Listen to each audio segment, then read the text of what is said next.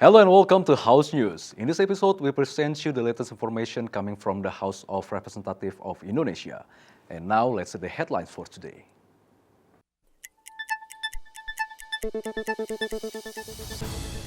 BKSP of the House aims to bring the Rohingya refugee issue to the IPA Forum, urging ASEAN countries to collaborate in addressing human rights concerns.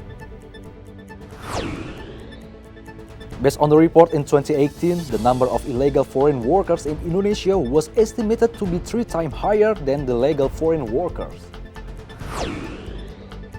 The Government and Commission 1 of the House has started the discussion of the revision of law on the Indonesian military, which has been put under the 2025 Priority National Legislation Program.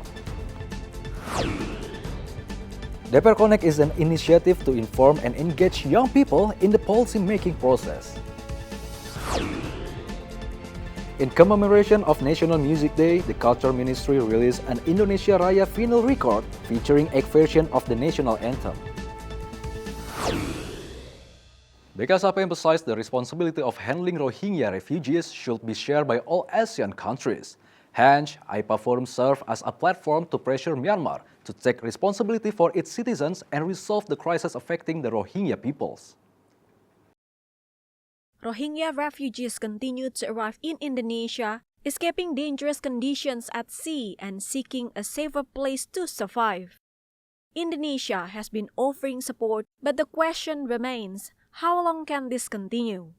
Without clear policies, we could end up in situations where refugees keep arriving with no certainty about when they will leave. The weaknesses in regulation for handling refugees have been criticized. The presidential regulations on handling asylum seekers is considered insufficient in setting clear standard procedures for the arrival of refugees. As a result, each arrival presents an opportunity to improve, determining appropriate placements, clarifying responsibilities, and establishing clear guidelines for the durations of their stay in Indonesia. Additionally, changes in government structure have affected refugee management. Previously, the main task force was under the Coordinating Ministry for Political, Legal, and Security Affairs. However, with ministerial nomenclature changes, it is unclear who should hold primary control. Although most refugee needs are still supported by UNHCR and IOM, it does not mean Indonesia can ignore the issue.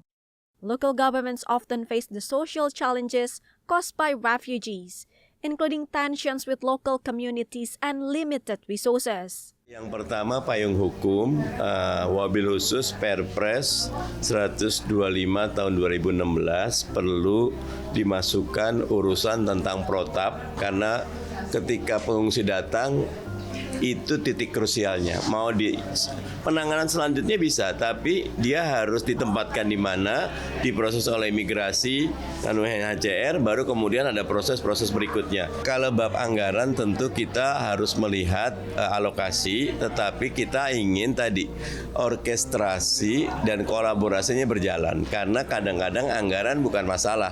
Teman-teman, sebagian besar anggaran untuk pengungsi ini di-cover sama UNHCR. Oleh IOM, oleh tugasnya Pemda dan pemerintah pusat atau kita DPR betul-betul menyiapkan perangkat aturan dan orkestrasi yang baik sehingga mereka bisa bekerja. Indonesia must take firm actions immediately or the Rohingya refugee issue may become a long-term problem that is hard to resolve. From the beginning, Indonesia was never intended to be the final destinations. Therefore, the government must clarify regulations, enhance interagency coordinations, and encourage ASEAN to address this issue collectively. Commission 13 urges the Ministry of Law and Human Rights to strengthen oversight of foreigners and demands strict monitoring to prevent misuse of visit visas and resident permits for unauthorized work. Member of Commission 13 of the House, Mafirian, mentions the government must tighten the issuance of residence visas and enhance supervisions over foreigners with these visas. Many foreigners have been found abusing these visas to work, especially in the mining sectors. He urged the government to ensure expatriates have a foreign workforce utilization plan before receiving a residence permit. Karena kalau ini tidak diawasi ketat, ada kemungkinan mereka menggunakan visa-visa tersebut, terutama visa izin tinggal, itu untuk bekerja di Indonesia. Nah, kalau dia bekerja menggunakan visa tersebut, itu artinya bahwa mereka tidak melalui satu aturan yang memang sudah diatur. Harusnya kalau mereka mau bekerja, mereka harus mengajukan dulu izin masuk tenaga kerja ke Indonesia, baru RPTKA-nya keluar. Nah, setelah itu ada beberapa persyaratan, keahlian, ada beberapa jabatan yang tidak boleh masuk ke Indonesia. Nah, kalau dia menggunakan visa kunjungan, visa izin kunjungan, itu kan nggak ada seleksi. Mereka bisa kerja apa saja. In addition, Mahfirion urged the government to improve immigration's office inspection facilities in border areas and eastern Indonesia to prevent human trafficking crimes. Samuel and Ade, TVR Parlemen report. The revision of the military law is currently in the phase of gathering input through public hearings and meetings with various institutions. This process aims to strengthen the duties and function of the Indonesian National Army. Vice Chairperson of Commission 1 of the House Ahmad Heriawan explained the retirement age for military personnel should be aligned with other state institutions and adjusted according to the responsibilities and workload. Tentu kalau usia sangatlah wajar menyesuaikan dengan usia pegawai negara yang lain kan, sama-sama petugas negara. Kalau di sipil saja bisa di angka 60 tahun ya, atau bahkan 65 tahun, bahkan kalau profesor bisa 70 tahun. Jadi TNI pun saya kira harus ada penyesuaian ya, minimal penyesuaian dengan angka rata-rata ya, di 58, di 60 saya kira sebagaimana lembaga-lembaga yang lain. Meanwhile, member of Commission 1 Mahfud Arifin highlighted another key aspect in the proposed revisions of the law, specifically regarding military involvement in non-military agencies or civil society activities. This will clarify boundaries to preserve civilian bureaucracy in Indonesia.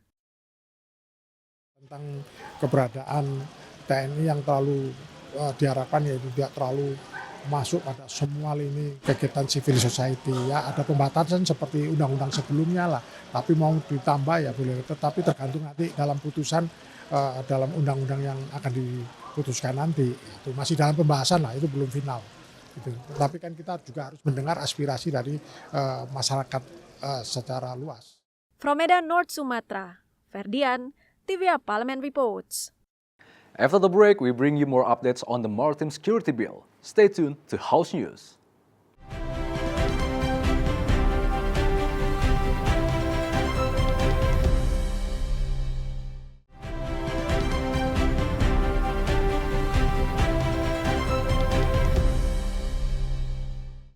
The Secretariat General of the House, in collaboration with Kompas.id, organized DPR Connect, an event as a communication bridge between the House and the younger generation.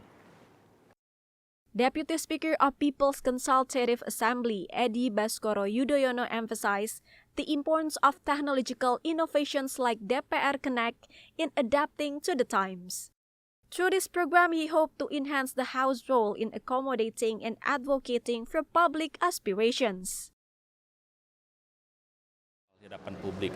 Tentu saya berharap dengan teknologi DPR Connect ini kita dapat merangkul semua potensi yang ada di Indonesia dan dapat lebih cepat merespons segala tantangan bangsa dan juga terus dapat mengakselerasi dari semua harapan-harapan itu menjadi sebuah produk baik dari sisi kebijakan, program, dan juga sesuai dengan tupoksi DPR, yaitu membuat undang-undang. In addition, Vice Speaker of the House Cucun Ahmad Syamsur Rizal said, young people play important role in national development and governance. Therefore, he hoped the younger generations will not be apathetic toward politics and actively participate in overseeing the government. Generasi muda ini kan kita inginkan jangan apolitis, karena mereka kalau apolitis berbahaya juga, tidak peduli. Mereka bagian daripada civil society yang perlu ikut mengontrol, ikut juga mereka peduli terhadap apa perjalanan kehidupan berbangsa dan bernegara di Republik ini. Jadi kita penting mengajak mereka kaum generasi muda untuk ikut melek dan ikut memantau bagaimana perjalanan pengambilan kebijakan-kebijakan di DPR. Itu saja ya. Samuel and Ridwan, TVR Parlemen Report. As the world's largest archipelagic country, Indonesia's Coast Guard remains weak compared to Malaysia, Vietnam, and China. Commission 1 and the government have agreed to revise law on maritime affairs to strengthen national maritime security. Member of Commission 1 Hasanuddin pointed out the Maritime Security Bill is needed to regulate maritime governance. Currently, maritime security duties are still overlapping across 13 different agencies. Therefore, the responsibility for protecting maritime sovereignty should be centralized under a single institution to minimize state losses from maritime crimes, such as illegal fishing and smuggling. Coast Guard itu menjadi rancu, apakah Bakamla atau KKP atau yang lainnya. Insya Allah tadi didiskusikan dengan detail sehingga nanti dibuat sebuah rancangan undang-undang. Meanwhile, member of Commission 1 Juniko Siahaan stated, President Prabowo Subianto need to clarify the institutional structures responsible for maritime security in Indonesia. Decisive action from the House and the government is important to end sectoral egos in managing Indonesia's waters. Kalau Pak Prabowo melihat ini sudah merupakan suatu hal yang prioritas dan kita melihat banyak sekali potensi yang bisa diselamatkan dari pengaturan atau bagaimana kita mengatasi keamanan laut, pasti akan turun dalam bentuk program. Panjang lebar pun kita berbicara, kalau tidak ada perintah langsung dari pimpinan tertinggi dan jangan membiarkan ini untuk dibahas antar institusi, tidak akan selesai. Adila Enrangga, TVR Parlemen Report. The leadership of the House appreciate the performance of the Indonesian Audit Board in overseeing government finance and ensuring accountability, particularly in the current fiscal environment. The Indonesian government is implementing budget efficiency measures as declared in the Presidential Instructions No. 1 of 2025 on ministry and agency spending efficiency. Vice Speaker for Economic and Financial Affairs Adis Kadir urged Indonesia Audit Board or BPK to continue collaborating with the House in performing its constitutional duties. Despite the challenges related to budget efficiency, Adis expressed full support for President Prabowo Subianto's programs, highlighting the goal of efficiency to enhance public welfare. 22%, hampir sama juga dengan di kami, dan sama-sama BPK pun dengan efisiensi itu juga tidak mengurangi kinerja dalam pengawasan terhadap pemeriksaan-pemeriksaan terhadap lembaga-lembaga dan kementerian-kementerian. Nuansanya sama, DPR juga seperti itu. Dengan ada efisiensi, tidak berhenti, tidak mengurangi layanan-layanan terhadap masyarakat dan layanan terhadap konstituen para anggota di daerah masing-masing. Jadi ya itulah beberapa diskusi yang kami diskusikan, kami bicarakan dengan BPK. Moreover, Adis explained the reduction in working visit budgets would not affect or disrupt the House performance. He ensured that the House would find alternative ways to directly engage with the public and gather their aspirations. Bondan Imana, TVR Parlemen Reports. More interesting stories on music and movies when we return only on House News.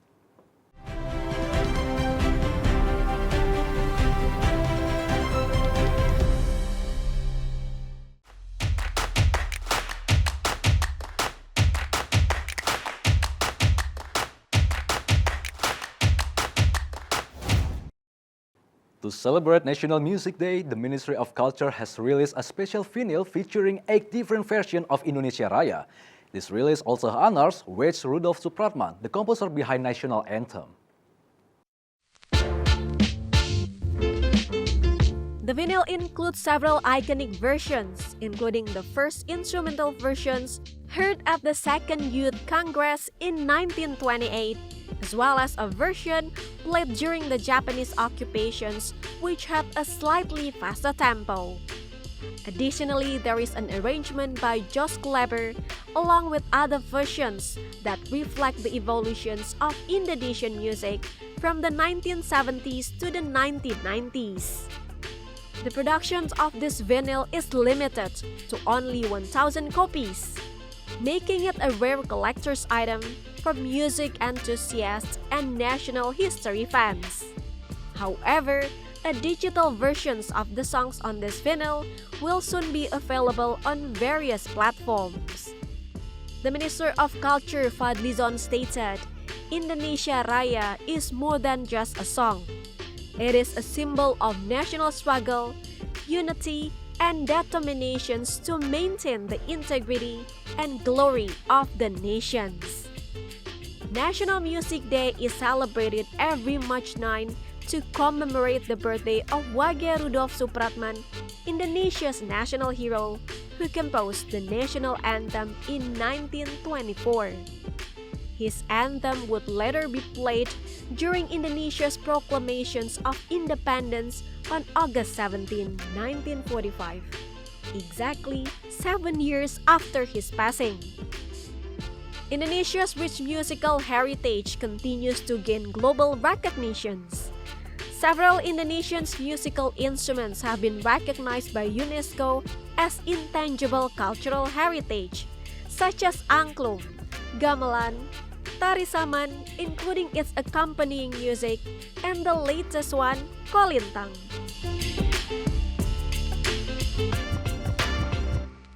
Lady Gaga has just announced her concert schedule in Singapore to celebrate the release of her latest album, Mayhem.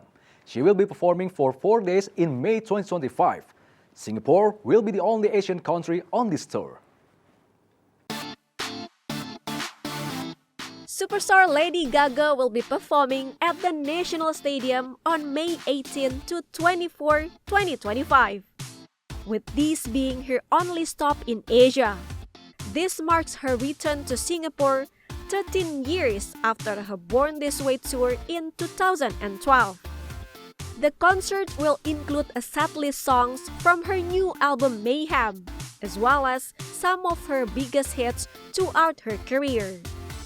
Tickets for this concert will go on sale starting March 19, 2025. According to the Straits Times, this will be Lady Gaga's biggest concert as the National Stadium can accommodate up to 60,000 fans. Lady Gaga, who has won 14 Grammy Awards, continues to achieve great success in the music world. She released her 7th studio album, titled Mayhem, in March 2025. The album, consisting of 14 songs, was launched through Interscope Records, preceded by the release of 2 singles, Disease and Abracadabra. The album also includes Die With A Smile, a duet with Bruno Mars. Singapore's concert scene has been making waves globally, particularly in 2024 when the city secured Taylor Swift as Southeast Asia's exclusive stop on her Eras tour. While some critics from other Southeast Asian countries call the move selfish, others have recognized it as a forward-thinking strategy to boost tourism and establish Singapore as a regional cultural hub. Taylor Swift concert alone were estimated to generate between 300 million and 500 million Singaporean dollar in tourism income.